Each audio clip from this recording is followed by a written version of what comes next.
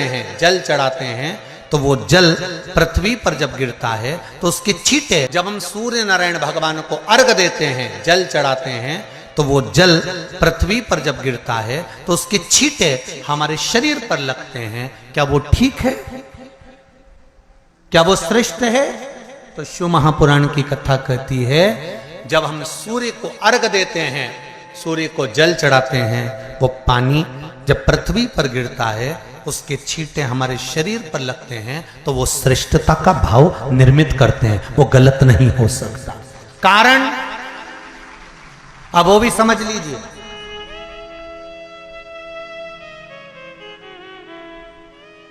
अब सूर्य नारायण भगवान को आप जल चढ़ा रहे हो तो छींटे नहीं लगे, उसके लिए क्या स्टूल पे चढ़ के चढ़ाओगे कि कुर्सी पे चढ़ के चढ़ाओगे?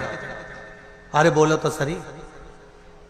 अब कई लोगों के दिमाग में यह बात भरा गई कि हम भगवान को जल चढ़ाते हैं, वो हमारे शरीर में छींटे लगते हैं, जमीन पे से पानी गिरता है, वो हमारे शरीर को छींटे लगते हैं, भगवान को अच्छा नहीं लगता होगा। कौन ने कहा? पहले तो उसको पकड़ के ला।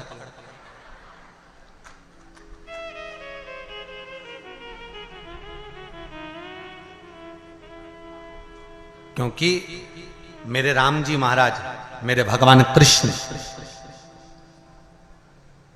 बड़े बड़े संत, साधु, सन्यासी, तपस्वी, साधक, उपासक जितने भी हुए, जिन्होंने सूर्य की आराधना करी, इन्होंने टेबल पे चढ़कर या कुर्सी पे चढ़कर जल नहीं चढ़ाया, इन्होंने पृथ्वी पर खड़े होकर ही, क्योंकि पृथ्वी तत्व के देव हैं शिव।